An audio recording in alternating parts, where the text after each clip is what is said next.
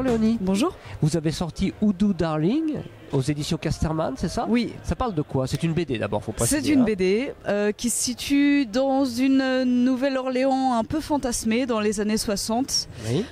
Plutôt dans le bayou qui entoure la Nouvelle-Orléans. Et c'est une BD qui parle de magie, le hoodoo, qui est la version américaine du vaudou. Et donc voilà, de la magie, une intrigue quand même légèrement policière et surtout une quête initiatique d'une jeune apprentie chamane. Donc là vous avez tout fait. Voilà. Le texte, donc le scénario et les dessins. Oui. Sur quelle base vous êtes parti? Comment vous vous êtes renseigné pour faire Alors cette BD? j'ai lu pas mal de choses, des ouvrages d'anthropologie sur le vaudou. C'est un sujet qui m'intéresse depuis longtemps. J'ai vu une exposition incroyable qui s'appelait Le Vaudou, un art de vivre.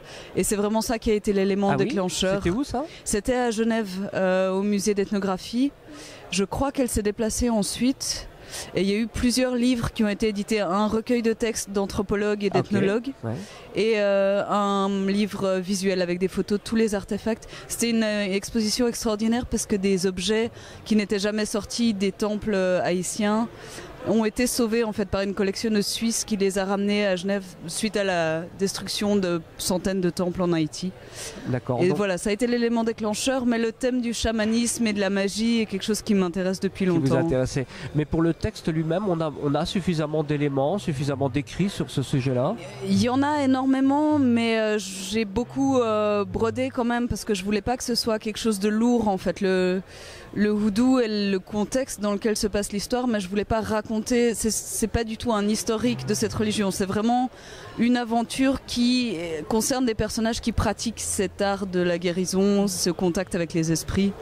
Voilà. D'accord. Et vous vous êtes renseigné aussi sur ce qui se passait aux États-Unis dans les années 60? Oui, à cette évidemment, c'est le vaudou placé, était pratiqué à cette époque-là, en 60? Voilà, la version hoodoo, oui, elle a été évidemment ramenée par les esclaves africains. Oui. Du coup, ça a toujours été pratiqué depuis qu'ils sont arrivés là. Ça a été pratiqué, mais toujours en secret. Et évidemment, j'ai choisi le contexte des années 60 parce qu'il y a encore la ségrégation entre blanc et noir. Et une partie de l'intrigue repose sur évidemment la suspicion qu'ont les blancs par rapport aux noirs américains qui vivent. Vous collez lamentablement, je dirais, à l'actualité. Non, mais à l'actualité lamentable, c'est ce que je voulais dire. C'est toujours pas résolu, c'est clair. Bon, en tout cas, c'est une belle BD. Je vous laisse le soin de rappeler le titre et puis l'éditeur. Oui, alors le titre c'est Hoodoo Darling et c'est paru aux éditions KSTR, c'est Casterman, collection KSTR. Merci beaucoup. Je vous remercie.